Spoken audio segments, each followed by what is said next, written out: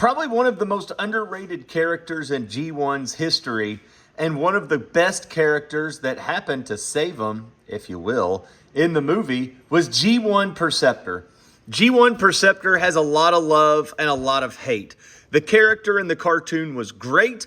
The actual toy, we're going to check that later. But check in now on the Playground Chronicles, and let's get some history of Perceptor. Greetings, young adventurers. This is Perceptor, the Autobot scientist, scholar, and sometimes battlefield tactician. Today, I am here to share with you a bit about Perceptor, his design, and a few little secrets from the Transformers archive. Perceptor made his first appearance back in 1985 during the original Transformers G1 cartoons. The creators were Takara, designed him from a Microman micro-changing toy line. He started off as a working microscope, not quite a tank, but perfect for science. Yes, the form of a tank and a microscope is pretty cool, and it could magnify up to 14 times. Imagine the detail of an ant's leg. And when the war between the Autobots and Decepticons heated up, he would transform into his robot mode and would step up and help in any way possible. The Transformer G1 toy was unique. While others turned into cars and jets, he became a microscope, and the only one of his kind. Because knowledge is power, he hung out with people like Ratchet and Wheeljack. In the cartoon, he was voiced by Paul Eating, who gave the classic professor-like flair, complete with big words and big brain items. Perceptor once saved the Autobots by shrinking down and fighting viruses inside of a computer because science rules. In Transformers the movie, he used big words like catastrophic and terminus while broadcasting bad news. Someone had to keep it classy during a war and watching our childhood love get blown up in front of our face. Perceptor did return later in the Transformers series, and he was even a sniper in the Transformers War for Cybertron. What a way to go, going from microscope tank to a sniper.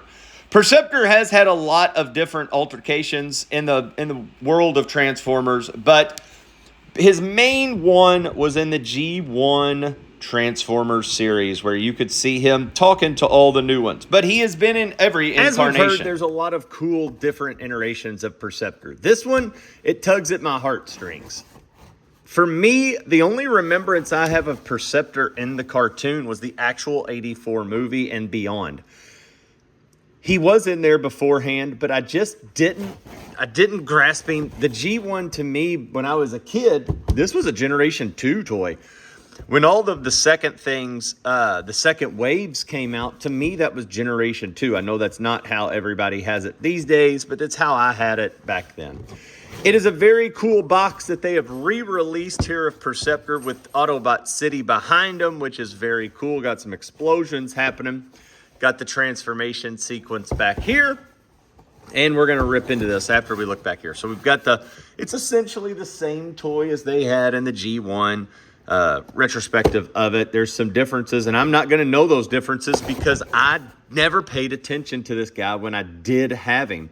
Even as an adult, the second time around when I had the complete G1 series back in the day, it just sat on a shelf. There really wasn't anything there for me.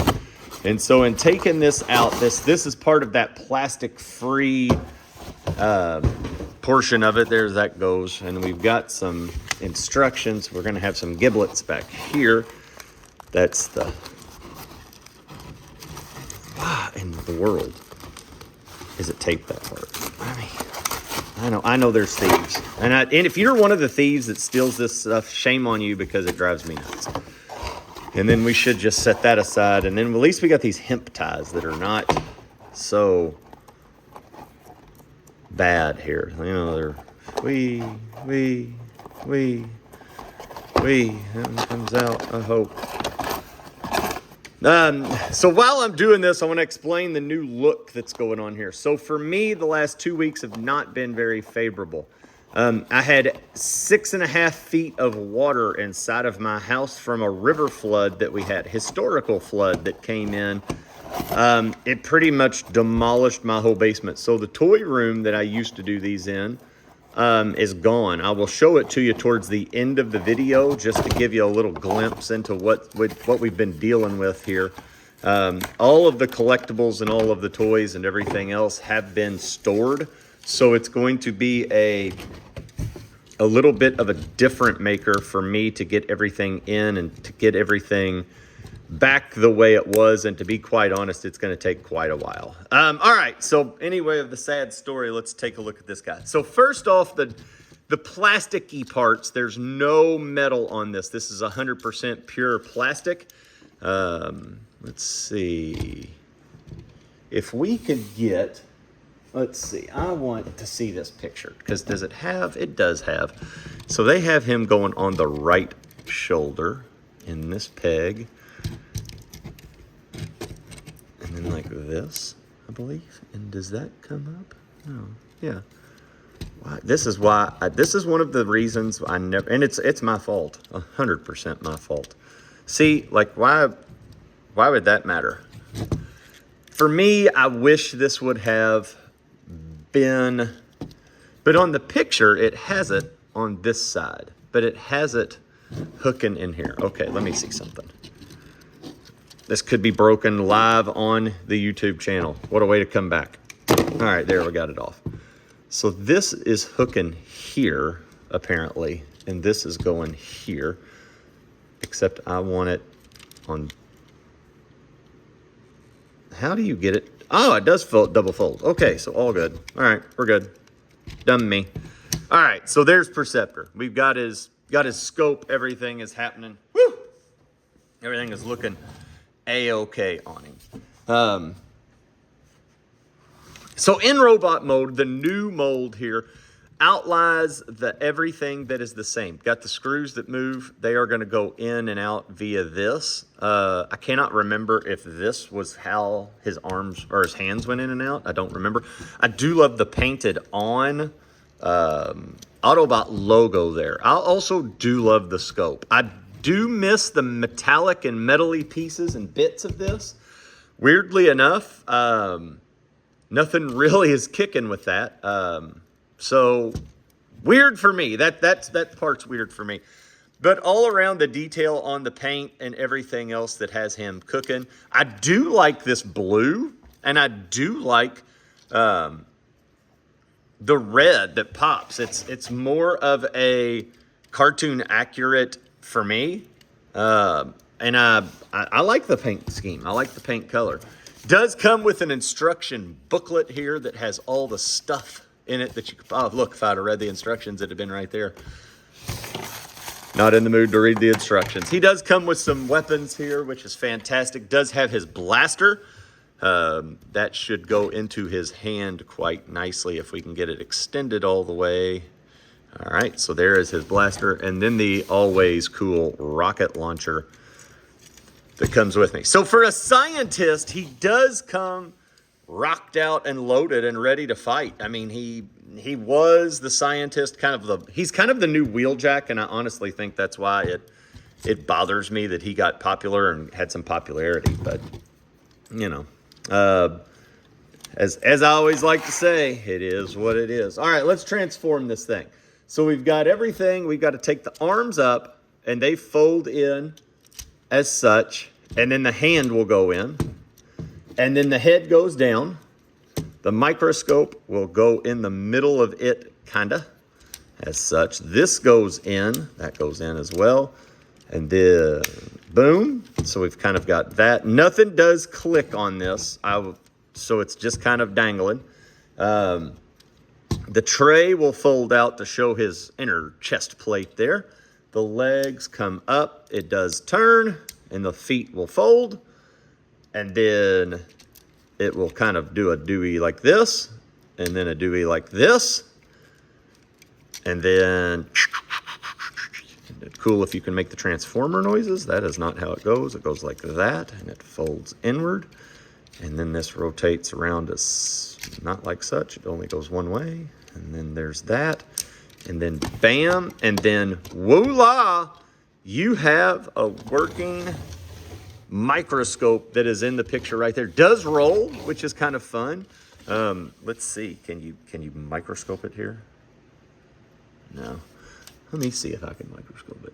It's the one I do remember it used to work.